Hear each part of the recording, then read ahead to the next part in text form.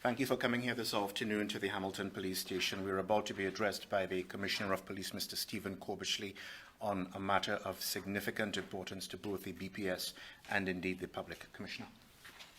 Thank you, Gary.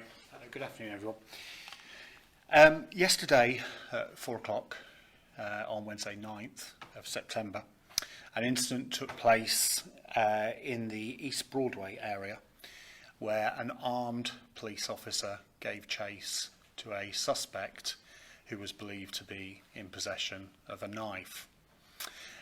During the chase, it is apparent that a magazine containing bullets dislodged from the officer's equipment, the utility belt that they wear, and has been lost, we believe, in the vicinity of that area. Since yesterday, we have undertaken extensive searches of the area, but at this stage, we have not recovered the said magazine. The purpose of this press conference is to ask for any member of the public who discovers the magazine to hand it straight in to the Bermuda Police Service. Additionally, if any member of the public has already found said magazine, I ask them to bring it to us immediately, noting that under the Firearms Act, it is an offence to possess such an item which can be punishable by up to 10 years in prison. We've begun a thorough inquiry in regards to the matters that took place yesterday. That involves our Professional Standards Department. It also involves senior officers, and we have declared it as a critical incident because I recognise from the public's perception this will be of great concern, not least in regards to ammunition being currently lost by the service and of course the risk that it may come into the hands of parties that we are concerned of. The early stages of the inquiry suggest that not only was the officer undertaking his duty, chasing somebody armed with a knife, there's very real potential that his equipment that holds the magazine has become faulty, and that's where the actual thing has dropped out. So I'm not attributing any blame to the officer, not least as he was doing his job, being involved in a very difficult situation. If any person finds this magazine, or indeed knows somebody who has it, I ask them to contact immediately the Bermuda Police Service on 295 0011.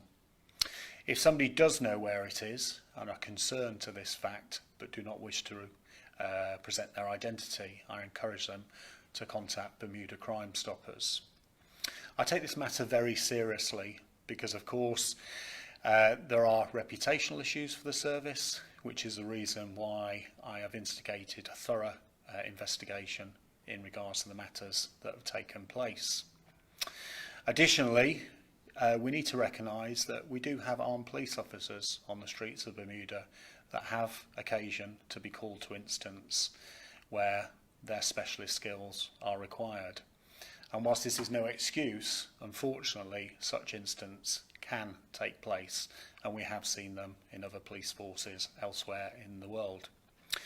So I wish to reassure the public that we're doing everything we can to recover this item, and ask for the public's help around the East Broadway area, that if they do find such an item, I think most people will be able to recognise it, but it will be a container that normally fits into a firearm, and if that's located, just bring it to us straight away. If they're concerned about picking it up, then please contact 911 and we will attend immediately. I'm happy to take questions. East End, West End, East Broadway? Say again? East End, West End? Well, we're covering all areas around... Any idea where it came out? No. I mean, the situation is that the officer was on a motorcycle. He's an armed officer. And the inquiries that we're doing, particularly around the equipment and the kit that he carries, was the potential that perhaps vibrations from the bike have dislodged the magazine, and that's caused it to come out. And that's part of our inquiries, because it may be that we need to review the kit that we use just to ensure such an incident doesn't take place again. What's the threat to the general public? It's just Well, I mean, certainly this is, I'm not saying this is not serious. And of course, the issue around live ammunition being lost is something that we need to address immediately. But it's not a firearm. Firearm has not been lost. But of course, I would be concerned, as anybody else would, that if this item got into the hands of wrong persons, that would be extremely concerning for us. And we're doing a number of inquiries, some of which you will expect me not to mention here. But I think it's important that we share with the public, not just to reassure about what we're doing, but for ask for their help. Because no doubt it could come off around a wide area, and I'm sure somebody may find it, and I ask them to hand it in as soon as possible. I'm sorry, did police apprehend the suspect? No, unfortunately that suspect got away. Obviously that's a separate investigation for which we're making inquiries. But the deployment of that particular officer was relevant for the situation that they were dealing with. So he was armed specifically because he was...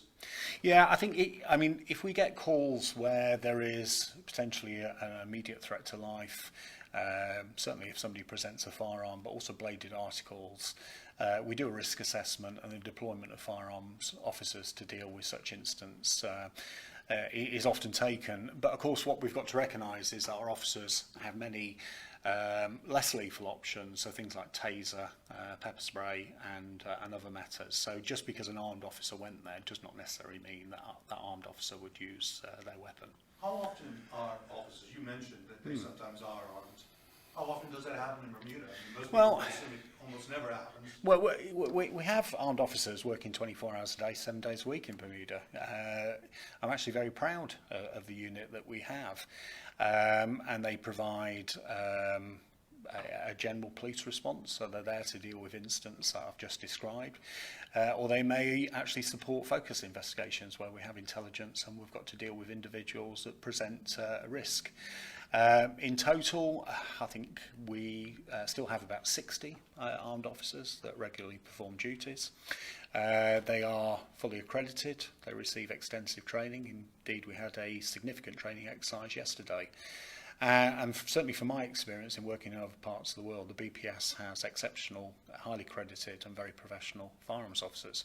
And whilst it concerns me greatly about this, I think it's important to note that certainly the officer involved, the very real potential is that his kit has possibly failed and that's caused the item to dislodge. That's not an excuse. We need to recover the magazine, but it's important I share that with the public.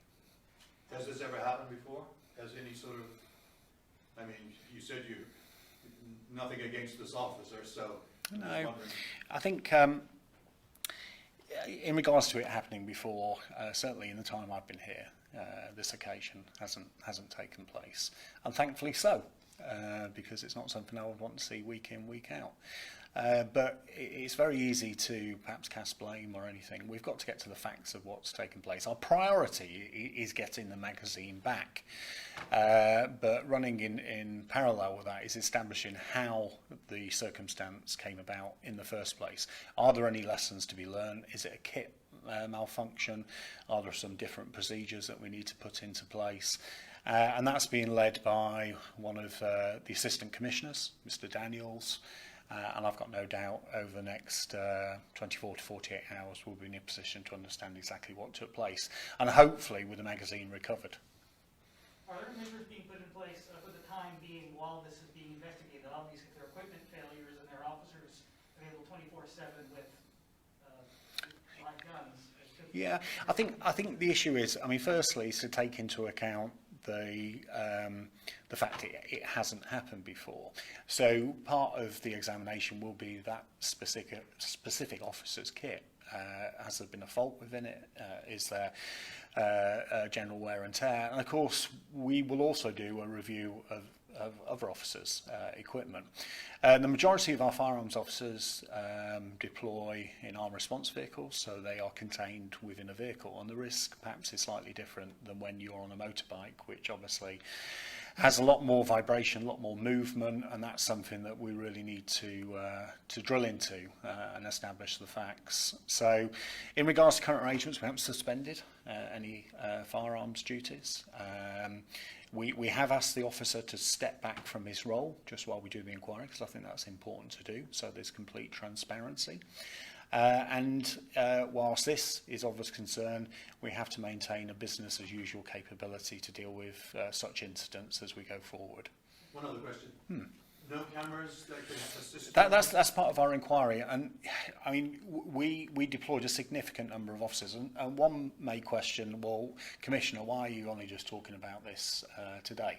Well, we have search advisors that will properly look at a strategy, and we deployed a high number of officers to search particular scenes, because it's important that we actually recover this and we deal with it. But certainly it was my decision today that we need to inform the public, because of course I need the public's help, because if they find it, they can hand it in to us. But also there's a level of reassurance that I just want to offer that we're an organisation, and I'll be quite up. We have to be a learning organisation, and sometimes things happen. I'm not here to make excuses. We need to get to the bottom of what took place the other day to prevent such an incident again in the future, and that will be done transparently. I've communicated with His Excellency the Governor and also the Minister for National Security to inform them, just to make sure that obviously certainly certain bodies are informed and aware, and obviously I'm here today to offer the facts of the matter and be transparent in what we're doing about it. I'm sorry, you misunderstood my question. I'm My asking, apologies. are there cameras? There are cameras all around. Yep, my apologies. I moved past that. CCTV review is taking place, certainly in regards to all movements by the relevant officer. But we know their movements anyway, and that was part of the inquiries. But of course, if you're moving quickly on a motorbike, there's an issue where property can bounce in somewhere else. We haven't had anybody come in so far, which, whilst okay, that could be a concern to me, but the item is not marked as Bermuda Police Service. It's a sort of standard item, and I can't rule out the fact that somebody may have picked it up and thought, okay, nice thing to put in, I don't know, my bedroom or something like that, and they don't realise the significance of what they found and also the risks that they incur by continuing to possess it. And I say to a member of the public, if they have picked it up the other day, just bring it into us. There'll be no liability against them at all. But if we find in a future and we don't recover it and we discover somebody with it, perhaps a couple of months later, then of course they may be criminally responsible for retaining that item. So CCTV has not been helpful so far? CCTV sometimes takes a long time to review, and what you've got is the officer, not just obviously, and we believe it was related to this incident, but we're examining his entire tour of duty just to make sure that it hasn't come out at any other period. And we all know, and without being flippant, but when we lose something, our mind goes about where we went and so forth, and that's part of our inquiries. Now, you said the chase happened around 4 p.m. Can you say when the magazine was discovered missing? Yeah, it was discovered a couple of hours later. And again, that wouldn't be, and if you see our firearms officers, they carry a substantial amount of kit, including obviously their protective vests and a number of different items. And certainly the magazines will be held in a pouch. So I don't sort of cast any criticism to the officer not realising, because what happens is at the end of the duty, similar to the tour of the duty, the items are signed back into our armoury. And that officer quite rightly said, it's misplaced, and we were able to immediately respond to it.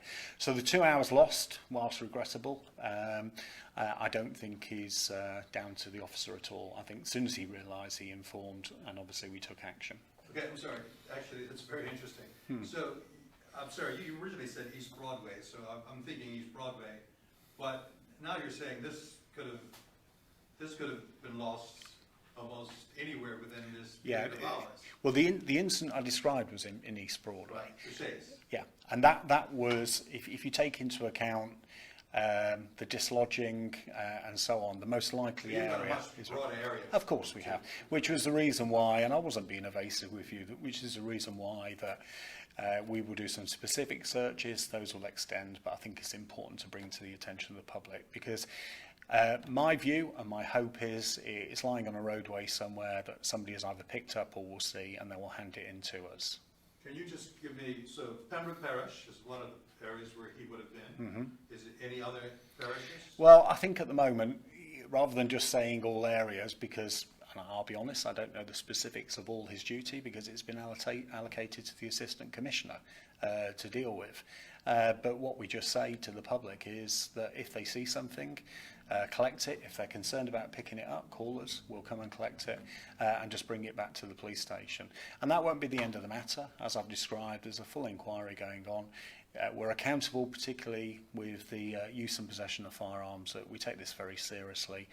And where there are lessons learned, or if anyone needs to be held to account, we'll do that properly as well. Do you have a picture of a similar one? I'm sure that A picture will be sent to the media afterwards. I'm sure that can be provided. No problem at all. Okay. Can you say how many rounds of ammunition were recovered? I'm not going to specify, other than it was a normal magazine that contained an amount of ammunition within. Can you say what time the search actually started for the missing magazine? I think it was just after 6 o'clock yesterday. So we're looking at a period from about 4 p.m, which was the chase, and then, quite rightly, as your colleague said, there could be a wide area where it could have gone missing. Okay, thank you, members of the media. Again, if anyone has possession of this item, you are asked to turn it in. And not to seem as if we're trying to cause any problems or hold anyone or threaten anyone, but if you are found after an extended period with this item in your possession, you are liable to 10 years minimum if convicted for possession of ammunition. But again, as the Commissioner stated, if you do have this item in your possession, please contact 295-0011. We could have someone come collect it from you or bring it into the closest police station, the nearest police station to your location. Thank you all. Thanks, gents.